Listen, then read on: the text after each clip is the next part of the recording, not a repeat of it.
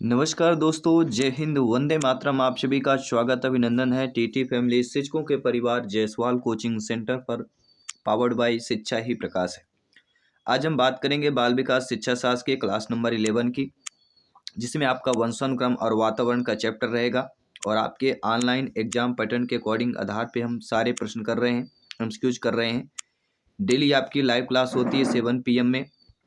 और इस बाल विकास के बाद जो पहला पार्ट है, पहले पार्ट जो आपका 30 नंबर का आना है, उसको आपको इस बाल विकास के बाद जो है प्रैक्टिस सेट शुरुआत होगी।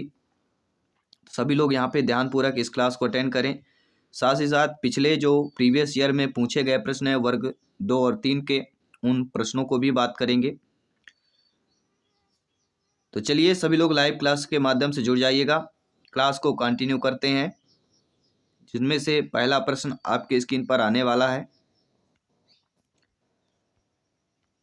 और प्रश्न आपके स्क्रीन पर आ चुका है। कल हम यह प्रश्न कर चुके हैं। कल आपके लिए जो मॉक क्वेश्चन के रूप में प्रश्न दिया गया था कि मानव निषेचित अंडे में शुक्राणुओं के कितने जोड़े होते हैं, तो आप सभी लोगों ने 23 जोड़े अगर ऑप्शन सही किया, बिल्कुल सही बात है, क्योंकि जोड़ा पूछा गया है। 46 जोड़े नहीं, टोटल 46 होते हैं, लेकिन जोड़ा पूछा जाए तो जोड़े में कितने होते हैं आपके? 23 जोड़े। पहला ऑप्शन सही हो जाएगा। इसके साथ आपका अगला प्रश्न है, जो काफ़ी बार पूछा गया है कि लड़का के पैदा होने के लिए उत्तरदायी क्रोमोसोम्स कौन से होते हैं? XX, XP, XY या CX होते हैं। तो सभी लोग जानते हैं, लगभग XY की बात करेंगे। सिंपल प्रश्न है यह। BTET, BTET और दिल्ली PRT एग्जाम में पूछा गया प्रश्न था। इस टॉपिक से आपके वंशानुक्रम वातावरण का चैप्टर चल रहा है। लिंग का निर्धारण होता है किसके द्वारा होता है? माता पिता दोनों या इनमें से कोई नहीं। तो राइट ऑप्शन बी ऑप्शन हो जाएगा। इसके बाद हम बात करते हैं, आपके अगले प्रश्न की बात कर लेते हैं। अगला प्रश्न है जो आपके यहाँ लेडी स्क्रीन पर आ चुका है। और प्रश्न क्या पूछा जा रहा है, सभी लोग कमेंट कीजिएगा। प्रश्न है कि समान पुरुष में XY गुणसूत्र होते हैं, जबकि समान महिला में कितने होते हैं? तो XX गुणसूत्र होते हैं। सिंपल सा प्रश्न है। और एक गुणसूत्र से एक प्रश्न जरूर पूछ लिया जाता है आपके टीटी एग्जाम में। गुणसूत्र से प्रश्न अवश्य आएगा, तो ये भी ध्यान देना है। Y गुणसूत्र में खालिस्तान नामक जीन होते हैं, जो एक रासायनिक पदार्थ उत्पादित करता है, जिसके कारण युग्मनज का विकास नर रूप में होता है।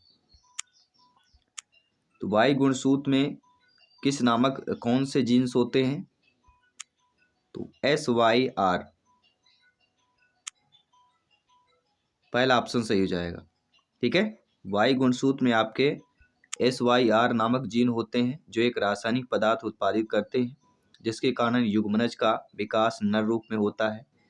और नरों में एक Y और X का गुणसूत्र होता है, जबकि मादाओं में दोनों X गुणसूत्र होते हैं। अगला प्रश्न देख लीजिएगा, आपके स्क्रीन पर आ चुका है।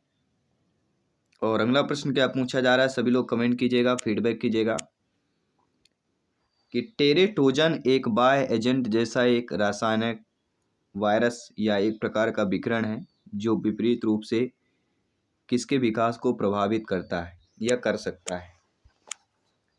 केवल केंद्रीय तंत्रिका तंत्र, केवल गर्भस्थ शिशु, युग्मनज भ्रूण गर्भस्थ शिशु, केवल भ्रूण व गर्भस्थ शिशु की बात करते हैं। टेरेटोजन एक बाह्य एजेंट है, जैसे एक रसायन, वायरस अथवा एक प्रकार का विकिरण है, जो विपरीत रूप से किसके विकास को प्रभावित करता है? तो युग्मनज भ्रूण और गर्भस्थ शिशु के विकास को प्रभावित करता है।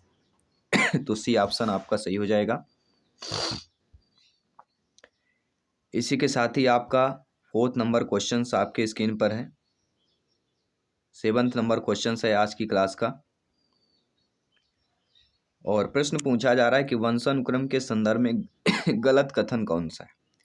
यानी वंशानुक्रम में सही कथन जो है कि वंशानुक्रम बालक का लिंग निर्धारित करता है, यह शारीरिक संगठन में महत्वपूर्ण योगदान देता है, ये जुड़वा बालकों के जन्म में योगदान देता है। तीनों बातें सत्य हैं।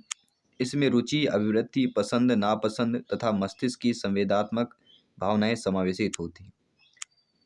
तो वंशानुक्रम में आपके रुचि, अभिवृत्ति, पसंद, नापसंद तथा मस्तिष्क की संवेदनाएं जो भावनाएं समावेशित होती हैं वह नहीं होती। तो वंशानुक्रम में संदर्भ में गलत कथन आपका डी ऑप्शन दिया गया है। ठीक है, क्योंकि ये सारी चीज़ें जो है बालक की रुचि, अभिवृत्ति, पसंद, नापसंद, मस्तिष्क की संवेदनाएं, भावनाएं, सामाजिकरण, वातावरण के कारण उत्पन्न होती हैं। किसके कारण? सामाजिक वातावरण के कारण उत्पन्न होती हैं और परिवर्तित भी होती हैं।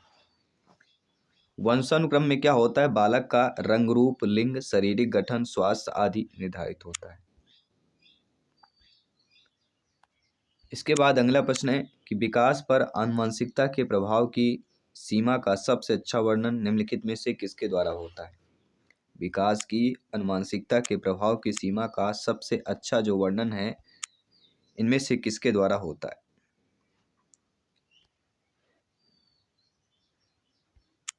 आपकी आनुवंशिकता निर्धारित करती है कि कोई कितना विकसित होगा, या आनुवंशिकता निर्धारित करती है किसी को कितना विकसित किया जाएगा। ये किया जा सकता है। नीचे आपके ऑप्शंस दिए गए हैं।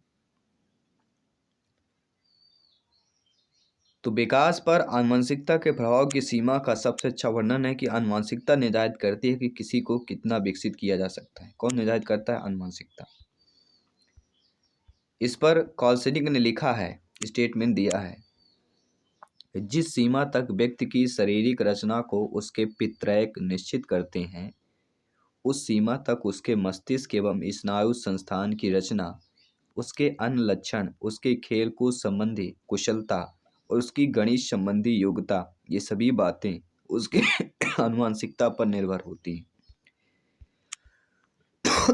किंतु ये बातें उसके वातावरण पर कहीं अधिक निर्भर होती हैं। तो इस कथन से स्पष्ट हो जाता है कि आनुवंशिकता निर्धारित करती है कि किसी को कितना विकसित किया जा सकता है। कौन निर्धारित करता है? आनुवंशिकता निर्धारित करती है, अकॉर्डिंग टू कॉल्सनिक। अगला, मुख्यतः अनुवांशिकी द्वारा निर्धारित विकास की प्रक्रिया कौन कहलाती है? तो परिपक्वता कहलाती है। ये दिल्ली पीआरटी में आया हुआ प्रश्न है, DSSB पीआरटी में पूछा गया प्रश्न है।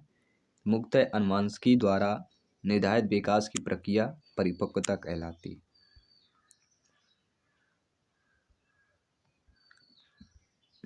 अगला प्रश्न देख लेते हैं, जो MP टेट वर्ग 2 26 फरवरी को पूछा गया प्रश्न था कि निम्नलिखित में से कौन सा विकार एक अतिरिक्त 21वें गुणसूत्र के कारण होता है? फेनिक्लिटोन्यूरिया, डाउन सिंड्रोम, टर्नर सिंड्रोम या दरांती कोशिका आरक्ता, जिसे हम सिकल सेल एनीमिया कहते हैं। इनमें से वह विकार एक अतिरिक्त जो 21वें गुणसूत्र के कारण होता है वह विकार कहलाता है डाउन सिंड्रोम। क्या हो जाएगा? Down syndrome. समान रूप से 46 क्रोमोसोम से गुणसूत्र के साथ पैदा होता है बच्चा। 23 क्रोमोसोम या एक सेट शिशु अपने पिता से, 23 क्रोमोसोमों का एक सेट अपनी माँ से ग्रहण करता है। लेकिन डाउन सिंड्रोम तब होता है जब माता या पिता अतिरिक्त क्रोमोसोम योगदान करते हैं। डाउन सिंड्रोम से पीड़ित शिशु में एक अतिरिक्त 21वां क्रोमोसोम आ जाता है, जिससे उसके शरीर में क्रोमोसोम की संख्या बढ़कर 46 से कितनी हो जाती है? 47 हो जाती है।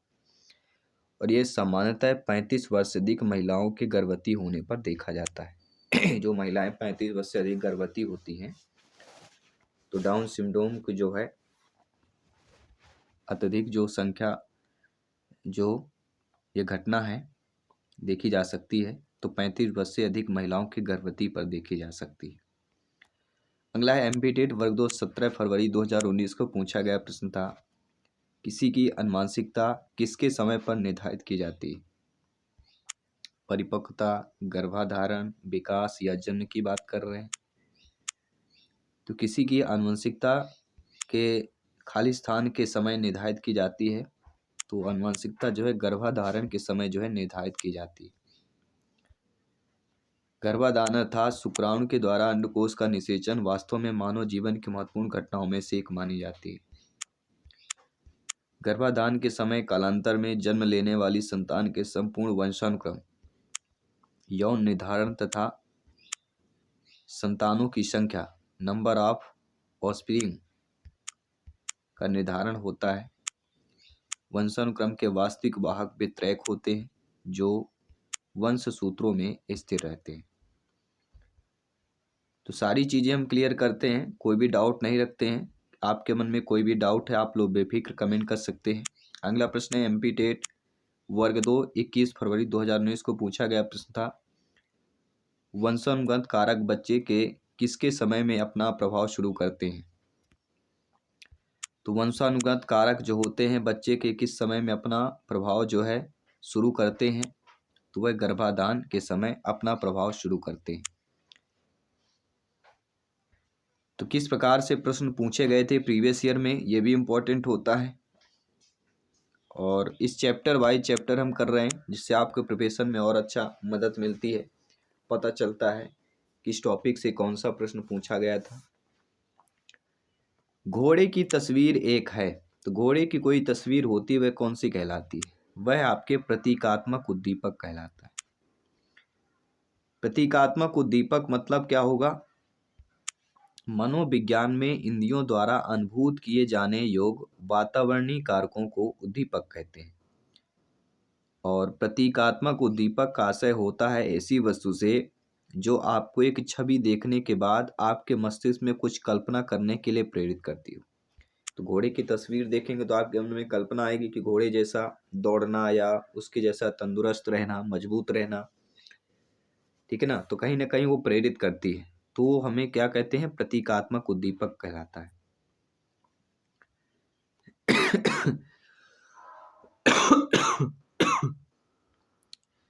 अगला प्रश्न है आपके स्क्रीन पर है, जो C-टेट में पूछा गया प्रश्न था। यह धारणा कि बच्चों के आचरण को प्रबलीकरण और दंडों द्वारा परिवर्तित किया जा सकता है, इस विचार पर आधारित है कि प्राथमिक रूप से विकास किससे प्रभावित होता है, तो वातावरण से प्रभावित होता है। क्या हो जाएगा यहाँ पे, वातावरण हो जाएगा।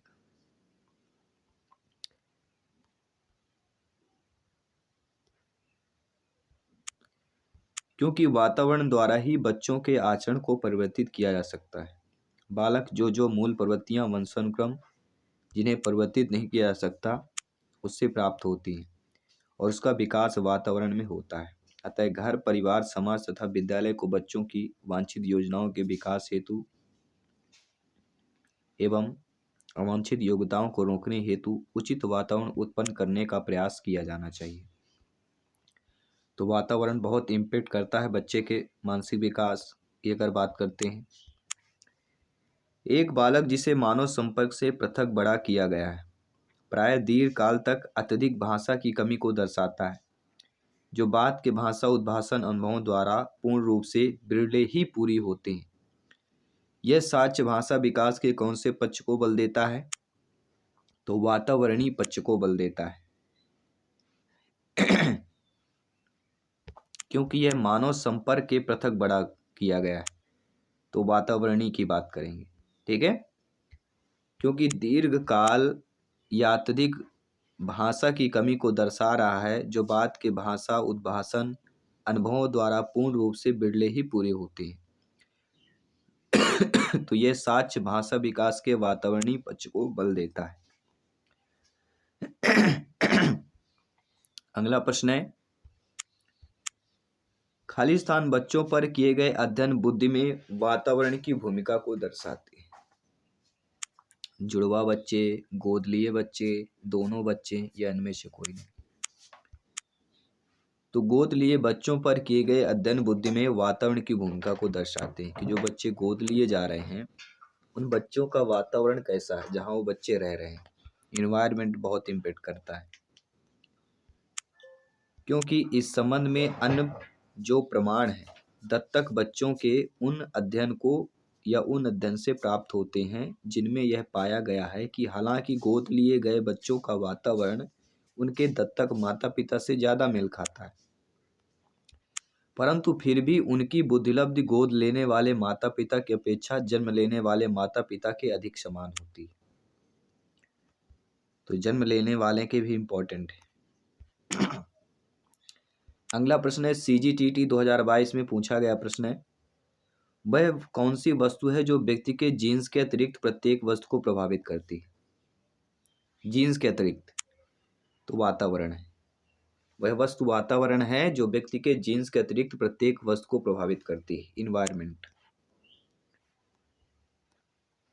इस पर एनास्टासी ने कहा है वातावरण वह वस्तु है जो व्यक्ति के जीन्स के अतिरिक्त प्रत्येक वस्तु को प्रभावित करती है।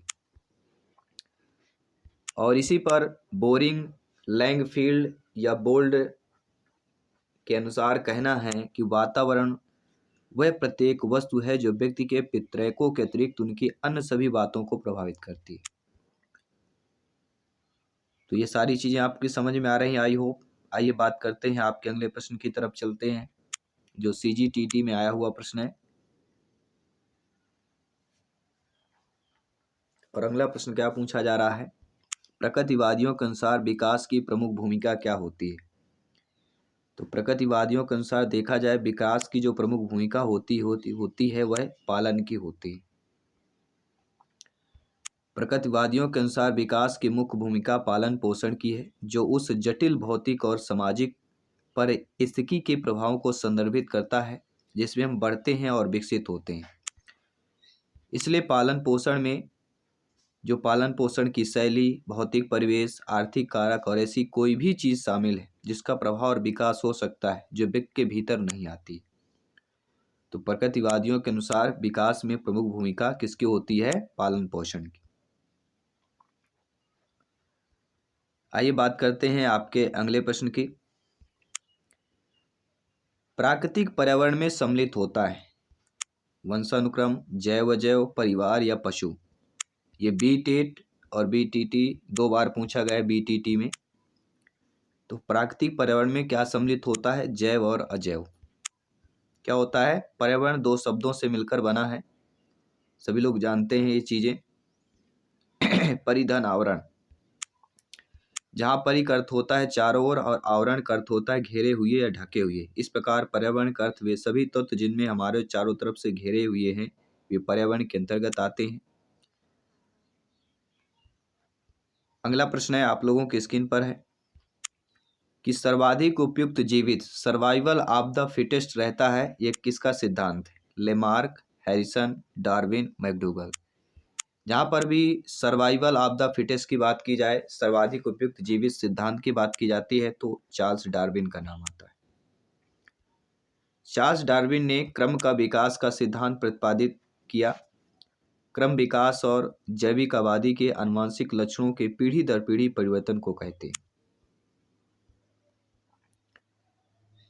अगला प्रश्न है जो और भी इंपॉर्टेंट प्रश्न हो जाता है, क्योंकि रीट एग्जाम और CTET दोनों में आया हुआ प्रश्न है, साथ ही साथ दिल्ली TT एग्जाम में पूछा गया प्रश्न है, तो इसलिए यह प्रश्न इंपॉर्टेंट है। प्रकृति एवं पोषण विवाद निम्नलिखित में से किससे संबंधित है? आनुवंशिकी, वातावरण, व्यवहार एवं वातावरण, वातावरण एवं जीव विज्ञान, वातावरण एवं पालन पोषण। तो प्रकृति एवं पोषण विवाद निम्नलिखित में से किससे संबंधित है? तो आनुवंशिकी एवं वातावरण से संबंधित हो जाता है। पहला ऑप्शन यहाँ पे सही हो जाएगा। इसके साथ ही अगला प्रश्न जो बहुत ही इंटरेस्टेड प्रश्न दिया गया है, आइए जानते हैं आपका फीडबैक क्या है।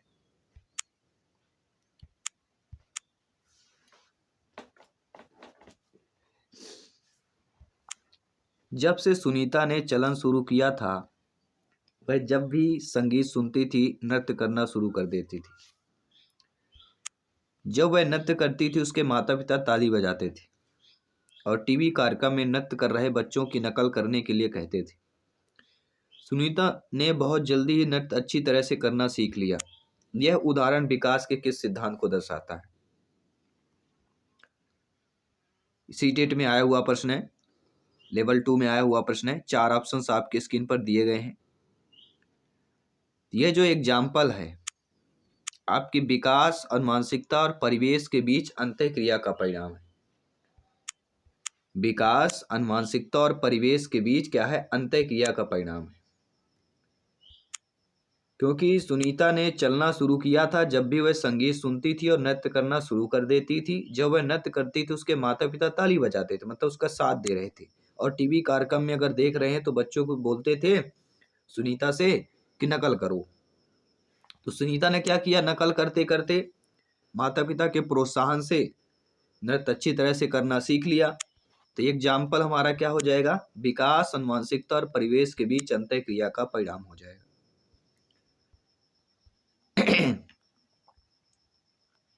क्योंकि बालक के रंग, रूप, आकार, शारीरिक गठन, ऊंचाई इत्यादि के निर्धारण में अनुवांशिकता का महत्वपूर्ण योगदान है और वातावरण में समस्त बाह्य तत्व आते हैं जिन्होंने जीवन प्रारंभ होने के समय से ही व्यक्ति को प्रभावित किया है। अतः विद्यार्थी का विकास वंशानुक्रम, वातावरण दोनों पर निर्भर करता है, क्योंकि वंशानुक्रम, वातावरण वे तत्व होते हैं जो किसी व्यक्ति के विकास को निर्धारित करने में महत्वपूर्ण भूमिका निभाते हैं। अगला प्रश्न है, देखिएगा, समझिएगा। इसी प्रकार के एग्जाम में ज्यादातर प्रश्न पूछे जाते हैं कि यह देखकर कि उनका पुत्र रवि पठन में बहुत रुचि लेता है, 3 वर्ष की आयु में पढ़ लेता है, उसके माता पिता ने उसे बहुत सी पुस्तकें लाकर दे दी।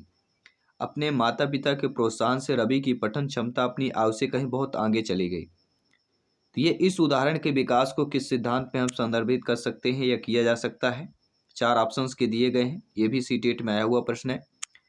तो विकास, अनुवांशिकता और परिवेश के बीच अंतःक्रिया का ये भी आपका परिणाम होगा। तो डी ऑप्शन हम यहाँ पे करेंगे। तो सेम टू सेम है आपका। यहाँ पे वहाँ पे नृत्य की बात कर रहे थे, यहाँ पे भी आपके पढ़ने की बात कर रहे हैं। ठीक है। तो जिस प्रकार से आत्मा और शरीर का संबंध है उसी प्रकार वंशानुक्रम, वातावरण का भी संबंध है। अतः बालक के सम्यक विकास के लिए वंशानुक्रम, वातावरण का संयोग जो है अनिवार्य होता है।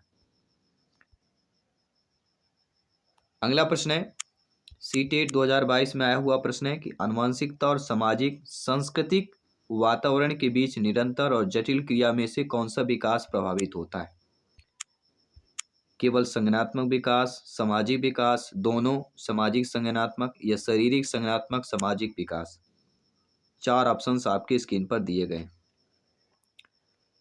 तो अनुवांशिकता और सामाजिक संस्कृति वातावरण के बीच निरंतर जटिल क्रिया में जो विकास प्रभावित होता है वह शारीरिक, संज्ञानात्मक और सामाजिक तीनों की बात कर रहे हैं। यहाँ पे डी ऑप्शन सही हो जाएगा।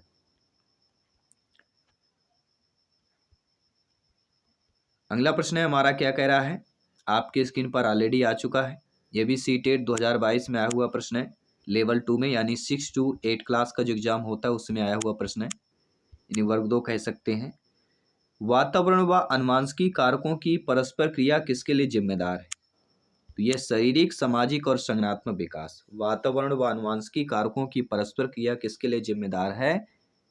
तो शारीरिक, सामाजिक और संज्ञानात्मक विकास, इन तीनों पर जिम्मेदार है। डी ऑप्शन यहाँ पे सटीक आंसर हमारा सही हो जाएगा। अगला प्रश्न देख लेते हैं क्या पूछा जा रहा है।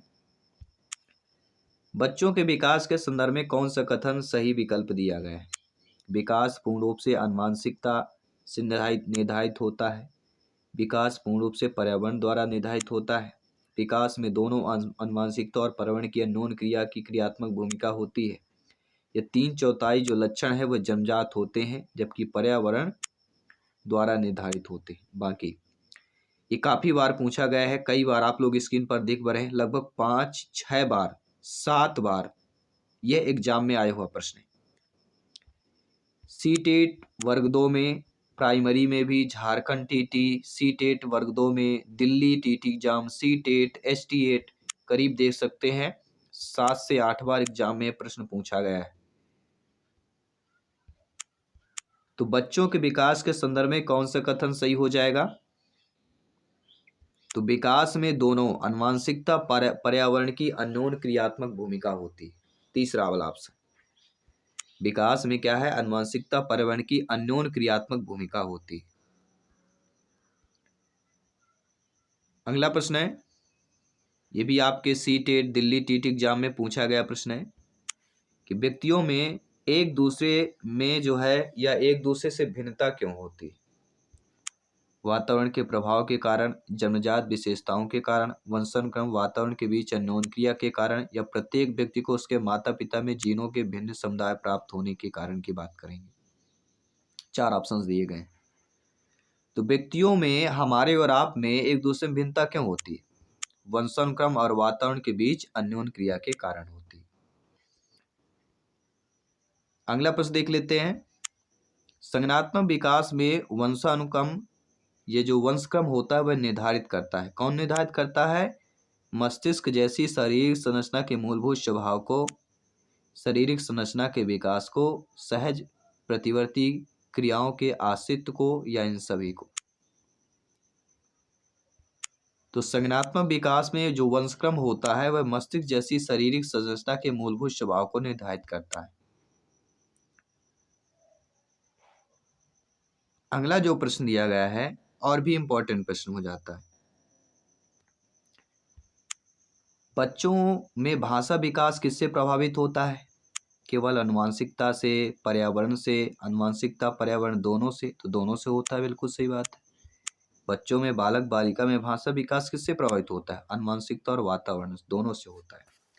अगर बच्चा छोटे से ही जहाँ पे इंग्लिश ज़्यादा बोली जाती है तो वहाँ पे बच्चा बचपन से इंग्लिश ज़्यादा बोलेगा, हिंदी में कमज़ोर हो जाएगा। अगर हिंदी ज़्यादा बोली जाती, इंग्लिश कम, तो बच्चा हिंदी में मजबूत होगा, इंग्लिश में वीकनेस हो जाएगा। ठीक है। तो बच्चों में भाषा विकास आपका आनुवंशिकता और पर्यावरण दोनों से प्रभावित होता है। अगला प्रश्न देख लेते हैं जो ऑलरेडी आपके स्क्रीन पर है कि बच्चे शरीर, चरित्र, मूल, विचार, व्यवहार, कौशल इत्यादि में क्यों भिन्न होते हैं? आपके मन में भी प्रश्न आता होगा कि जो बच्चे हैं, बालक बालिकाएं हैं, ये शरीर, चरित्र, मूल, विचार, व्यवहार, कौशल इत्यादि में क्यों भिन्न होते हैं? आनुवंशिकता व परिवेश के कारण भिन्न होते हैं। ठीक है।